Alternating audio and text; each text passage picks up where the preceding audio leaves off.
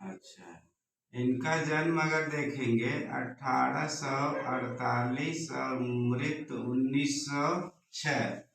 Date याद करते चलिए। इनको भारत का प्रथम चित्रकार कहा जाता है, आधुनिक शब्द नहीं रहेगा, और चित्रकला का पिता कहा जाता है, कैलेंडर आर्टिस्ट बोला जाता है, प्रथम लिथोग्राफर कलाकार कहा जाता है। इतनी उपाधियां हैं। ऐसे ऐसे याद करिएगा, तभी याद होगा, वो भी लिख के याद करना पड़ेगा। 1848 में जन्म हुआ, 1906 में मृत्यु हुई। भारतीय चित्रकला का पिता कहा जाता है इनको, ठीक है। कैलेंडर आर्टिस्ट बोला जाता है, प्रथम लिथोग्राफर कलाकार कहा जाता है, कला का राजकुमार कहा जाता है, और भारत का इन्हें क्या बोला जाता है, टर्नर कहा जाता है। भारतीय कला के टर्नर हैं ये, ठीक है ना। और इनके चित्रों पर नवशास्त्रीयतावाद, यथार्थवाद और प्रभाववाद, इन तीन वादों का प्रभाव दिखाई देता है। केरला में जन्म हुआ और केरला में इनकी डेथ हुई है। अवनींद्रनाथ टैगोर का ये कब जन्म हुआ इनका?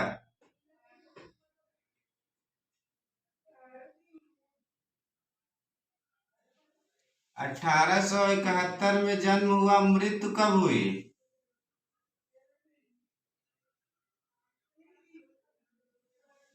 याद रखिएगा, 71, 51, 18, 19, ठीक है।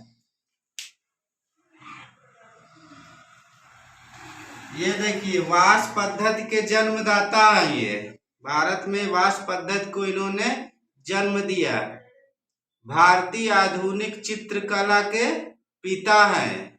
भारतीय आधुनिक चित्रकला के पितामह ये हैं, ठीक है ना। इनको मुगल सिद्ध कलाकार भी कहा जाता है। क्या क्या कहा जाता है?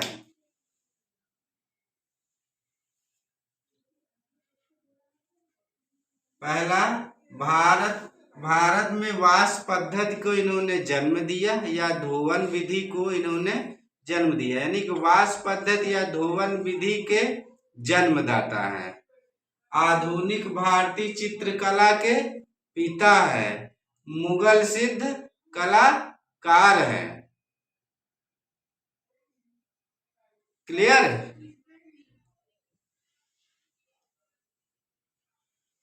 भारतीय आधुनिक चित्रकला के पिता, भारतीय आधुनिक चित्रकला के पितामह, ठीक। नंदलाल बोस को आइए, 1882 या 83, इनकी डेथ कब हुई?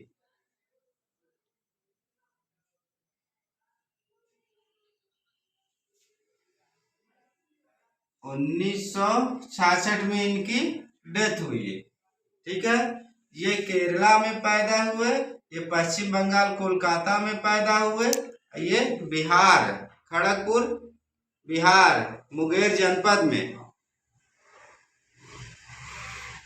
इनको क्या कहा जाता है? शिव सिद्ध कलाकार कहा जाता है। नियो बंगाल शैली के संस्थापक कहे जाते हैं। बंगाल शैली के प्रथम कलाकार जिन्होंने लीनो कट पे काम किया है।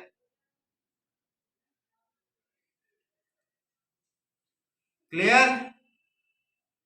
अभी चित्रों पे बात नहीं कर रहे हैं। यथार्थवाद का प्रभाव है, प्रभाववाद का प्रभाव है इनके चित्रों पर।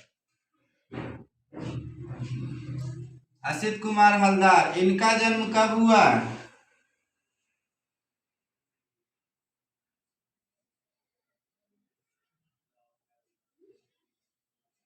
मृत्यु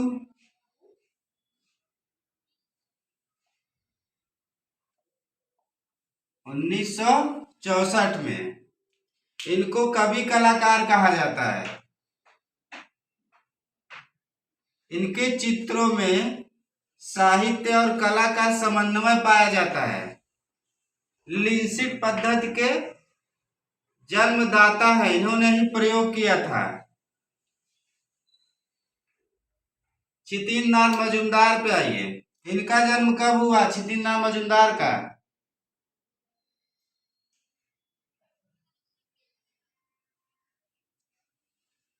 मृत्यु कब हुई?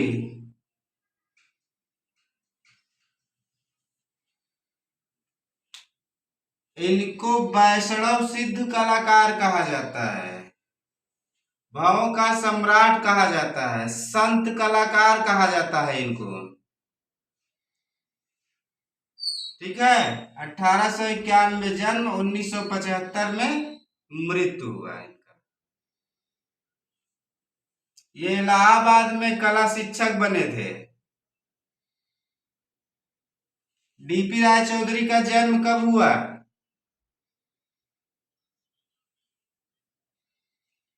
1899, मृत्यु 1975। भारत के प्रथम मूर्तिकार, भारत के प्रथम आधुनिक मूर्तिकार ये है, ये भारत के प्रथम मूर्तिकार है। मद्रास विश्वविद्यालय जाते हैं और वहीं पे वास्तु शैली या धोवन विधि का प्रचार करते हैं। ठीक है, हाँ, ये भारत के प्रथम मूर्तिकार, ये भारत के प्रथम आधुनिक मूर्तिकार।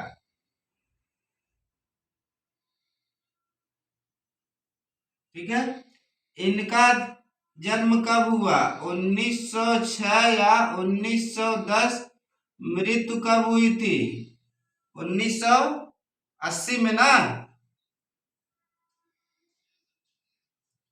ठीक है, और ये भारत के प्रथम आदिवासी मूर्तिकार हैं। किंकर दा के नाम से इनको जाना जाता है। शांति निकेतन में क्या बने थे? मूर्तिकला विभाग के विभागाध्यक्ष बने थे। सांथाल परिवार, कच्छ देवयानी, यक्ष यक्षिणी इनकी प्रमुख मूर्तियां हैं। हार्वेस्टर भी है। निकोलस रोरिक पे आइए, इनका जन्म कब हुआ?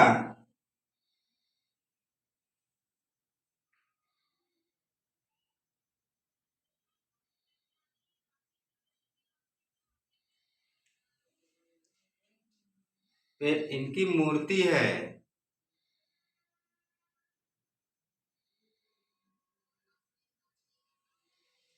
इनका म्यूरल है,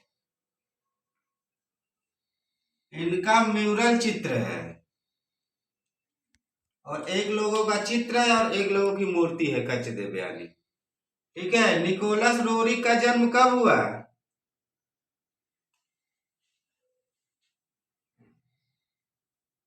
74 होगा कि 73?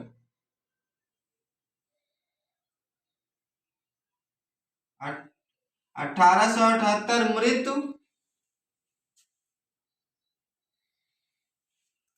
हाँ, बोलिए।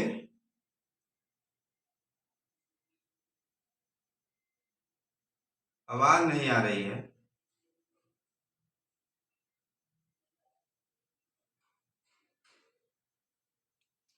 बोलिए।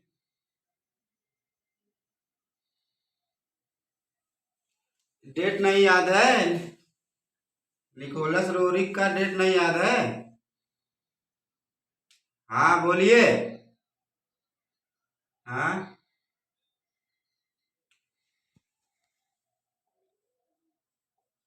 1947। इनको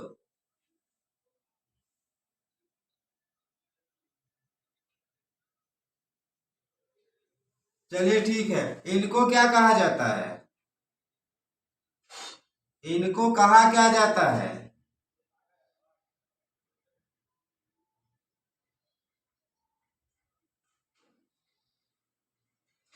रंगों का जादूगर, भारत का महर्षि कलाकार कहा जाता है। ठीक है, ये याद रखिए, ये इनके चित्रों पर प्रभाववाद का प्रभाव था।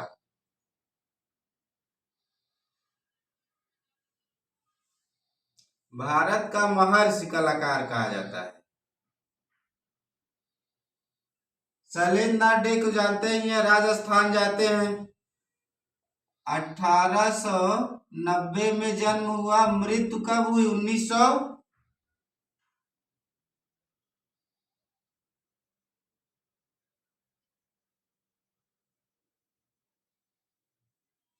मृत्यु कब हुई? 1964।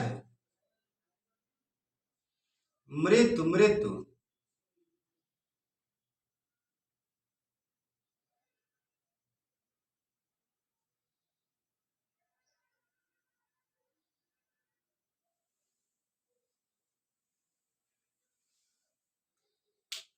ये राजस्थान जाते हैं, ये राजस्थान जाते हैं, वहां जब, ठीक है ना, ये राजस्थान जाते हैं, वहां पर वाद शैली का प्रचार करते हैं। ठीक है, इनका बहुत इंपॉर्टेंट नहीं है, यहां तक बहुत इंपॉर्टेंट नहीं है। ठीक है, याद करते रहिएगा। लेकिन ये भारत के प्रथम ईचिंग पद्धति में चित्र बनाने वाले हैं। ठीक है, बीसी सान्याल शताब्दी पुरुष कहा जाता है इनको। 1901 या 1902 जन्म, शताब्दी पुरुष कहा जाता है इनको। वयोवृद्ध कलाकार कहा जाता है इनको। 1901 या 1902, मृत्यु 2003 या 2002।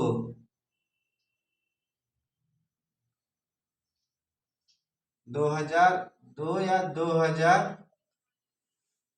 इनको कला का सम्राट भी कहा जाता है, वयोवृद्ध कलाकार भी कहा जाता है, शताब्दी पुरुष भी कहा जाता है। ठीक है, केशव शंकर पिल्लई, कार्टून की दुनिया के बेताज बादशाह, भारत द्वारा प्रदान किए जाने वाले 3 महत्वपूर्ण पुरस्कार इनको मिले हैं। राजनीति को इन्होंने अपना कार्टून का विषय बनाया था। ठीक है, ऐसे ही याद करिए तभी याद होगा। और ये तीनों लोग बंगाल शैली के विरोधी, बंगाल शैली के विरोधी या आलोचक कह सकते हैं, ये चारों लोग। ठीक है, ऐसे याद करेंगे तब याद होगा। ठीक है ना।